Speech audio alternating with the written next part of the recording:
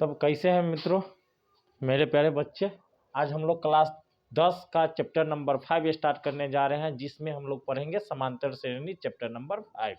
Chapter number 5 में math में दिया गया है कि समांतर श्रेणी एक टॉपिक है और एक चैप्टर है, उसी पे हम लोग ध्यान देते हैं। देखते हैं समांतर श्रेणी। समांतर श्रेणी को इंग्लिश में हम लोग बोलेंगे तो अर्थमेटिक प्रोग्रेशन। इसमें हम लोग बेसिक से शुरुआत करेंगे, जिसमें जहाँ कोई भी दिक्कत होगा हम लोग अब इसको बिल्कुल धीरे धीरे एक एक कंसेप्ट को लेकर आगे बढ़ेंगे। ठीक है, बिल्कुल भी हम लोग घबराएंगे नहीं, धीरे धीरे छोटी छोटी बातों को हम लोग पकड़ के आगे बढ़ेंगे। चलो देखते हैं, इधर पहला फॉर्मूला पे चेक बात करते हैं। एन बराबर A plus N minus 1 into D, ये समांतर श्रेणी का फॉर्मूला होता है। ए एन बराबर A plus N minus 1 into D. हम लोग समझेंगे कि ए एन किसको बोलते हैं, ए किसको बोलते हैं, डी किसको बोलते हैं और एन किसको बोलते हैं। वेयर ए बराबर प्रथम पद, ए बराबर प्रथम पद, प्रथम पद को हम लोग क्या बोलेंगे ए। उसके बाद एन, एन मतलब हो गया पदों की संख्या, टोटल पदों कितना, टोटल संख्या कितना, पदों की संख्या।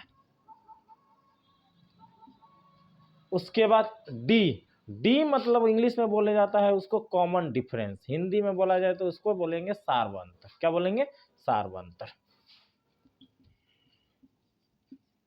सारा चीज समझाएंगे बारीकी से, आप लोग घबराना नहीं है।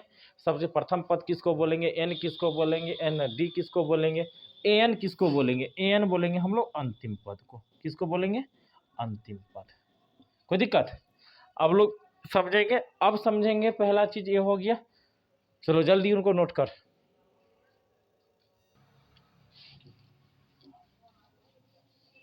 अब हम लोग बात करते हैं कि सबसे पहले कि समांतर श्रेणी किसको बोलते हैं, कैसे निकालते हैं, इन सब चीज़ों पे बात करेंगे।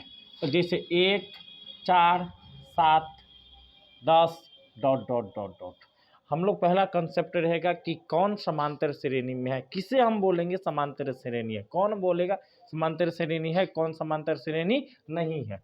तो प्रथम पद हम क्या बोले हुए थे कि ए बराबर क्या होगा, प्रथम पद। प्रथम पद में मेरा क्या दे रखा है, 1, तो ए बराबर हमारा कितना आ गया, 1।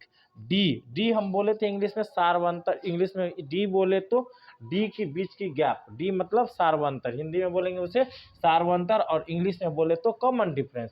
तो डी बराबर, तो डी जब कभी भी हम लोग निकालेंगे तो दूसरी पद में से प्रथम पद घटाएंगे, यानी 4 में से 1 घटाएंगे। तो डी बराबर हमारा क्या आ गया, 3। अब हम लोग देखेंगे कि यदि समांतर श्रेणी में यदि रहेगा तो प्रत्येक का गैप, प्रत्येक का गैप, प्रत्येक का गैप सेम रहेगा। यदि इसमें यदि 3 आया तो अगला में भी 3 आना चाहिए, उससे अगला में भी 3 आना चाहिए, उससे अगला में भी 3 आना चाहिए। तो 4 में से 3 1 घटाएंगे तो क्या आ गया, 3। 7 में से 4 घटाएंगे तो 3। इधर 10 में से 7 घटाएंगे तो क्या बचेगा, 3। यानी हम देख रहे हैं कि प्रत्येक में क्या है, सबका कॉमन डिफरेंस, सार्वंतर सेम है। तो हम लोग यह कह सकते हैं कि हाँ यह एपी में है, यानी समांतर श्रेणी में है। क्वेश्चन नंबर 2 की तरफ हम लोग बढ़ते हैं, देखते हैं कि क्वेश्चन तरफ 2 में इसमें ए हमको निकालने के लिए बोल रहा है और डी, और तीसरा इसमें ए भी बोल रहा है कि कौन एपी में है और कौन एपी में नहीं है। चलो देखते हैं।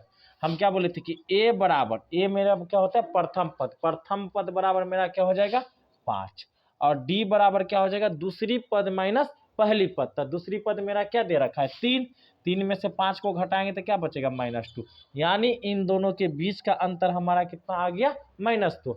अब हम लोग यदि एपी में यदि हम उनको बोलेंगे तो प्रत्येक का गैप, प्रत्येक का गैप हमारा क्या होगा, सेम होना चाहिए। यानी इसमें -2 आया तो इसमें भी -2 आना चाहिए, इसमें भी -2 आना चाहिए, इसमें भी आना चाहिए, उसमें भी आना चाहिए, यानी सब में गैप हमारा क्या आएगा, सेम है। चलो हम लोग देखते हैं कि आगे वाला आ रहा है सेम कि नहीं आ रहा है। तो 1 - 3 घटाएंगे तो क्या बचेगा -2। फिर अगला भी चेक कर लिया जाए, -1, अब -1 तो क्या आ जाएगा -2। हम लोग देख रहे हैं कि सब में गैप कितना का आ रहा है, -2 का। तो हम लोग ये इस प्रकार से कह सकते हैं कि यह समांतर श्रेणी में हाँ, लिखेंगे हाँ यह समांतर श्रेणी में है।